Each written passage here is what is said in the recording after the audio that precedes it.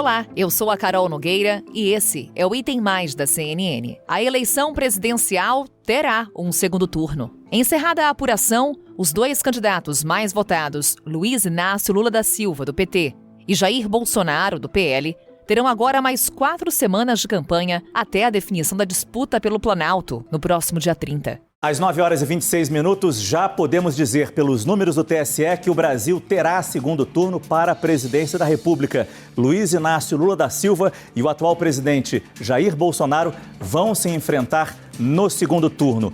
A gente já tem aqui a confirmação pelos números do TSE. É importante a gente atualizar esses números. Já passamos de 96%, quase 97% de urnas apuradas e, neste momento, 47,9% dos votos válidos para Lula, 43,7% de Jair Bolsonaro, quase 97% de urnas apuradas, 96,93%. Mas, pelos números do TSE, definição: teremos segundo turno na eleição presidencial em 2022. Ciro Gomes amarga o pior resultado da sua vida e Simone não consegue superar a marca de Ulisses Guimarães na eleição de 89. Você tem aí dois gigantes, os dois líderes de massa. A terceira via naufragou, como as pesquisas mostraram que estava naufragando. E nesse momento, na última hora, na antivéspera, o eleitor injetou bastante ânimo na campanha de Jair Bolsonaro ao dar a ele terreno no Sudeste, a mais populosa região do Brasil, para que ele pudesse chegar numa condição de segundo turno diferente do que as pesquisas mostravam, com Luiz Inácio Lula da Silva à frente, mas Bolsonaro numa distância de cerca de 5 pontos percentuais. É esse o segundo turno que se desenha. E aí nós teremos mais um mês, 30 de outubro é quando a gente deve ter de novo um encontro com a urna. Depois da definição do resultado, o ex-presidente Lula fez um discurso para apoiadores em que agradeceu a votação obtida no primeiro turno e deu início à nova fase da campanha eleitoral. Quero agradecer ao povo brasileiro por mais esse gesto de generosidade. A gente, para avaliar bem o que está acontecendo hoje, a gente tem que lembrar o que estava acontecendo há 4 anos atrás. Há 4 anos atrás, eu era tido como se fosse um ser humano jogado fora da política. Ou seja, aí eu disse que a gente retornaria com mais força, com mais vontade, com mais disposição, porque a única razão da gente parar de lutar é o dia que o povo brasileiro tiver outras centenas e centenas de lideranças que consiga fazer com que eles conquistem aquilo que eles precisam para melhorar de vida. E vocês sabem que o nosso país está pior. Você sabe que a economia não está boa, você sabe que a qualidade de vida não está boa, que a renda não está boa, que o emprego não está bom, que a saúde não está boa e que nós precisamos recuperar esse país, inclusive do ponto de vista das suas relações internacionais. Eu nunca ganhei uma eleição no primeiro turno. Toda eleição que eu disputei foi no segundo turno. Todas. Sabe, o que é importante é que o segundo turno é a chance de você amadurecer as tuas propostas e a tua conversa com a sociedade. É de você construir um leque de alianças, um leque de apoio, antes de você ganhar, para você mostrar para o povo o que vai acontecer, o que vai governar esse país. O presidente Jair Bolsonaro, candidato à reeleição, terá pela frente o desafio de reverter a vantagem do adversário, algo inédito na história das eleições presidenciais no Brasil, desde que elas começaram a ser disputadas em 2 turnos em 1989. Na noite de domingo, Bolsonaro também se manifestou sobre o resultado do primeiro turno e os próximos passos da campanha. Entendo que é uma vontade de mudar por parte da população, mas tem certas mudanças que pode vir para pior. E a gente tentou, durante a campanha, mostrar esse outro lado, mas parece que não atingiu a camada mais importante da sociedade. Então, analisamos, nós vencemos a mentira no dia de hoje, que estava o Datafolha dando aí 51% a 30 e poucos. Então vencemos a mentira. Temos um segundo tempo pela frente, onde tudo passa a ser igual, o tempo para cada lado passa a ser igual. E nós vamos agora mostrar melhor para a população brasileira, em especial a classe mais afetada, que é consequência da política do fica em casa, a economia a gente vê depois, é consequência de uma guerra lá fora, de uma crise ideológica também, e tenho certeza que vamos poder melhor mostrar para essa parcela da sociedade que as mudanças que porventura alguns querem pode ser pior, até mesmo a gente mostrando aqui melhor a Argentina, o Chile, a Colômbia, a Venezuela já estava em crise antes mesmo da Covid. Então eu entendo que é por aí o nosso trabalho por ocasião do segundo turno. Então nós só temos dados positivos que acredito, como vai ser um primeiro para o segundo turno bastante elástico, não, 4 semanas e não 3, como geralmente acontecia, dá para te explicar bem a população o que aconteceu. Com a ida ao segundo turno, a expectativa é de uma intensificação da polarização política observada até agora na campanha presidencial. Os dois candidatos que se mantêm na disputa partem agora em busca de novas alianças e dos votos de eleitores, que optaram por outros nomes no primeiro turno. Nós chegamos onde chegamos juntos e estaremos juntos no processo de segundo turno. Então, Roberto, acelere a decisão de cidadania, peço ao MDB que faça o mesmo e ao PSDB e Podemos que façam o mesmo. Só não esperem de mim. Eu, que tenho uma trajetória de vida, de luta pelo país, neste país que tanto precisa de nós, de reflexão, mas de ação, não esperem de mim omissão. Tomem logo a decisão, porque a minha já está tomada. Eu tenho lado e vou me pronunciar no momento certo. Eu só espero que vocês entendam que este não é qualquer momento no Brasil. É importante que a gente durma e depois olhe o resultado da urna, em cada estado, em cada voto que o cidadão deu, para a gente entender que este é muito mais do que qualquer momento, um momento de decisão e um momento de ação. Eu vou estar sempre lá, do lado do povo brasileiro. Eu nunca vi uma situação tão complexa, tão desafiadora, tão potencialmente ameaçadora sobre a nossa sorte como nação. Por isso eu peço a vocês que me deem mais algumas horas para conversar com meus amigos, conversar com o meu partido, para que a gente possa achar o melhor caminho, o melhor equilíbrio, para bem servir a nação brasileira. Para mim é muito sintomático o que está acontecendo com o Ciro Gomes. É muito sintomático o que está acontecendo com o Ciro Gomes. Vai terminar com 3% das suas intenções de voto. E aí, de novo, as pessoas dizendo que não estão entendendo o que aconteceu. Ele perdeu votos para Lula, sim, e para Jair Bolsonaro. Ele tenta se reposicionar como um político de centro-direita, para dizer o mínimo, né? Ele equivale Bolsonaro e Lula como forças, duas faces de uma mesma moeda. Ele chegou a chamar os petistas de fascistas e isso levou a uma migração dos votos dele. Quem era de centro-esquerda, progressista, que foi onde ele fundamentou a carreira dele até aqui, falou: esse cara tá muito estranho, esse cara tá diferente, já não o conheço mais. E nos últimos debates chegou a ser chamado de linha auxiliar do Bolsonaro. E aí o que o cara falou? Por que eu vou ficar com a linha auxiliar se eu posso ficar com o próprio? Tá aí o resultado, estratégia que teve a grife João Santana por trás, leva o PDT, Ciro Gomes, ao pior resultado da carreira dele. E aqui Simone Tebet não vai conseguir, até o momento, bater a votação de Ulisses Guimarães, ficando com 4,2, ele teve 4,7 dos válidos. Tá cravado aí, você telespectador da CNN, vai ter segundo turno e vai ser muito mais acirrado do que o que se podia imaginar. Apesar de ter frustrado a expectativa de uma vitória já no primeiro turno,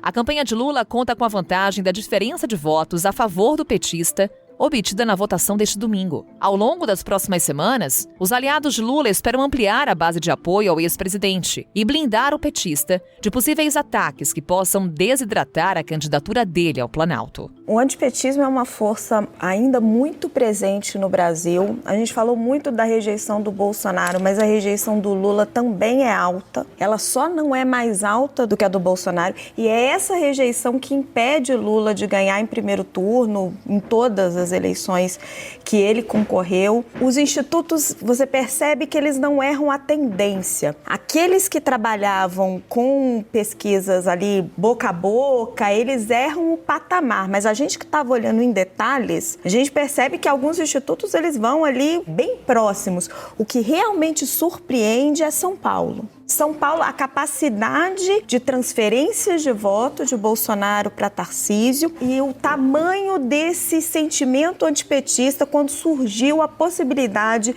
de Lula vencer no primeiro turno. Isso trabalhou contra ele. Na campanha de Jair Bolsonaro, as próximas semanas serão decisivas para os esforços do presidente de virar o placar eleitoral e conquistar um novo mandato em 30 de outubro. Para isso, uma das principais tarefas de Bolsonaro no segundo turno será mudar o quadro dos índices de rejeição aos candidatos. O presidente vai precisar reduzir a parcela de eleitores que se recusa a votar nele e deve apostar no antipetismo como uma forma de conseguir o apoio de quem já não votou em Lula no primeiro turno. Eu conversei com o integrante da cúpula da campanha do presidente Jair Bolsonaro. Trago aqui repercussão. Eles dizem que superaram um conluio da grande imprensa, com os institutos de pesquisa e apontam os próximos caminhos. O foco é Minas Gerais e comunicação, abre aspas, maciça na região Nordeste. Segue o aliado, o coordenador da campanha do presidente. Nós vamos amplificar presença em São Paulo e no Rio de Janeiro também, onde os resultados foram muito além do que o que as previsões nos diziam. É região Sudeste, ele diz, abre aspas, nós vamos atropelar em Minas Gerais. Ou seja, quer virar essa pequena vantagem que Lula teve, ampliar a presença em São Paulo e Rio, onde Bolsonaro já teve uma margem acima da de Lula, e tentar minimizar a dianteira no Nordeste. A votação deste domingo também definiu a composição do Congresso para os próximos 4 anos. A reorganização das forças políticas na Câmara dos Deputados e no Senado ficou ainda mais importante com o fortalecimento, nos últimos anos, do papel dos parlamentares na destinação de recursos do orçamento. Vamos falar agora da configuração da Câmara dos Deputados, considerando o tamanho das bancadas recém-eleitas. É aproximado. O número final do TSE virá mais tarde também. Vamos lá, PL 99, Federação Brasil da Esperança 79, União Brasil 59, essa Federação Brasil da Esperança é PT, né? É o PT, sim, né, Caio? União Brasil 59, PP 47, Republicanos 42, MDB 42, PSD 42, Cidadania PSDB 18, PDT 17, PSB 14, PSOL Rede 14, Podemos 11 e outros partidos 29. Isso ainda não é o resultado final oficial. Sim. Ele demora para ser calculado por uma série de questões técnicas envolvidas com o nosso sistema proporcional de votação. Isso é a nossa compilação a partir dos resultados dos estados, tá? Só para ficar esclarecido, isso aí não é oficial. Sim. Mas dá uma ideia. Dá uma ideia e, a se confirmar esses números, pelo que eu estava vendo aqui no site da Câmara, é a maior bancada eleita em muitos anos. A última bancada grande dessa monta foi a do PL. A do PL, okay. O que mostra que ser governo ajuda, você tem a máquina do Estado ajuda. A última, com orçamento secreto ainda. Isso, a última PFL em 98 com 105 deputados e desde então tudo abaixo de 100. Eles estavam projetando algo entre 95 e 100, o presidente da República falou 101. E o próprio PL estimava algo entre 70 e 80. Eles estavam comemorando muito ali. O PT deu quanto? A Federação Brasileira da Esperança 79. Agora, os números deixam muito claro, né, William? O quanto, se Lula vencer, ele vai precisar do MDB, ele vai precisar do PSD, ele vai precisar do PSDB, ele vai eventualmente precisar do União Brasil. O Caio deu aquela apuração muito interessante dessa expectativa de fusão, né, Caio, entre o União Brasil e o PP. E depois eu estava ouvindo de um político experiente que eles estavam lendo isso dentro do PT como uma espécie de recado do União Brasil para o Lula. Olha, vamos sentar... isso aí é chantagem.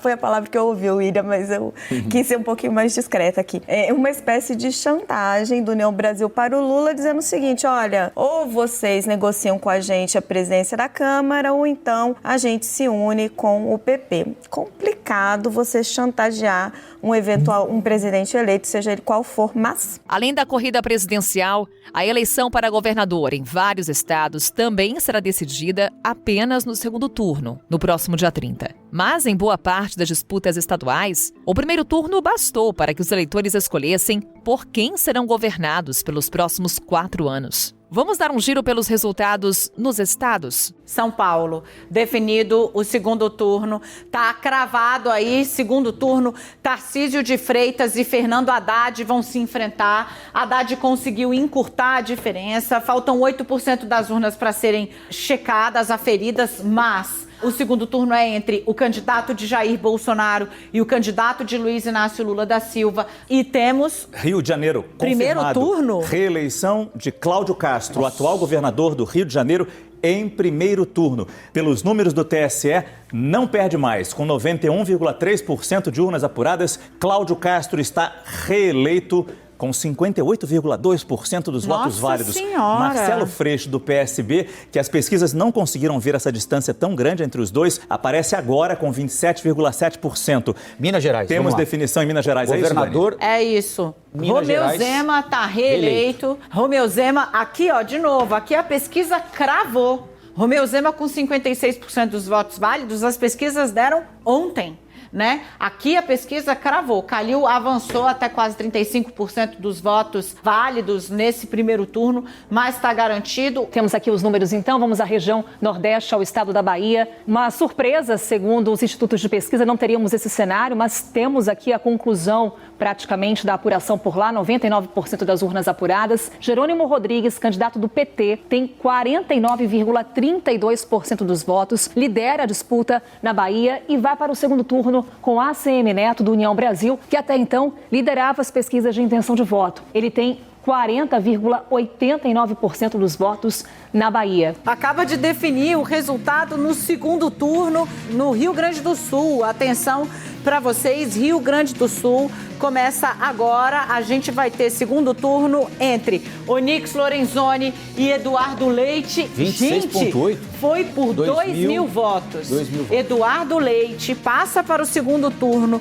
por 2.000 votos. A joia da coroa do PSDB está sustentada por um grampo de cabelo. É basicamente isso que a gente tem. Definição em Goiás, Rafa, desculpa aqui, saiu definição no estado de Goiás. Ronaldo Caiado, o atual governador, temos a informação na tela. Aí está. Reeleito em primeiro turno com 51,6% dos votos válidos, apuradas 98% das urnas, vamos arredondar. Gustavo Mendanha, do Patriota, 25,3%, Vitor Hugo, do PL, 14,8%, Volmir Amado, do PT, 7%. Ronaldo Caiado, reeleito em Goiás. Pernambuco, já estava dado, né? Confirmado, então, o que a Dani bem cantou, 98% de urnas apuradas. Marília Reis, do Solidariedade, deputada federal, vai para o segundo turno com 23,8% de votos válidos, contra Raquel Lira, do PSDB, que teve 20,8% dos votos válidos. Anderson Ferreira, do PL, 18,3%. Danilo Cabral, do PSB,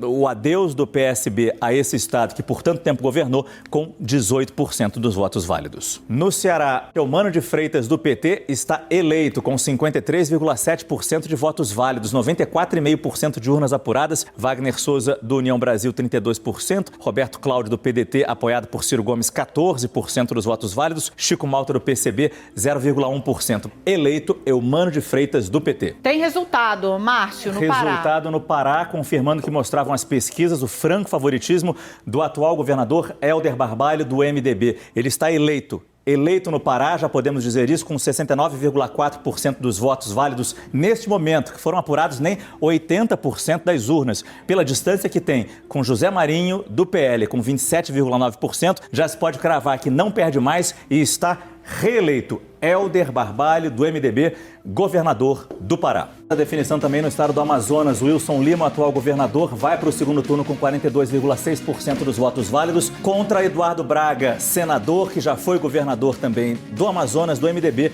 com 20,8%. Esse o Data Dani Lima já tinha cantado. Amazonino Mendes com 18,7%, Ricardo Nicolau com 11,5%.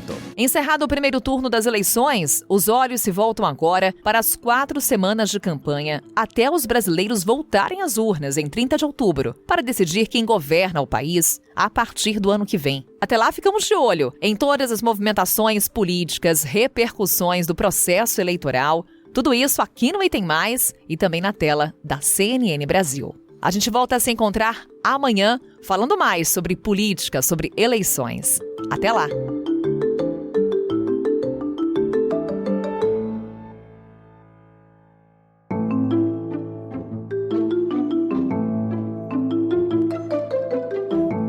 Com a minha apresentação, Carol Nogueira, este podcast foi produzido pela Maremoto para a CNN Brasil. Roteiro e pesquisa, Lucas Scherer. Revisão editorial Maremoto, Amanda Mira. Pauta e produção, Danilo Santana e Cecília Fernandes. Edição e sonorização, Caio Corraini. Coordenação geral, Paula Weinberg e Felipe Gomes. Coordenação de produto, Verônica Schneider. Coordenação editorial, Diego Toledo. Você também pode ouvir o Item Mais no site da CNN Brasil. E aproveite para conhecer os nossos outros programas em áudio. Acesse cnnbrasil.com.br/podcasts.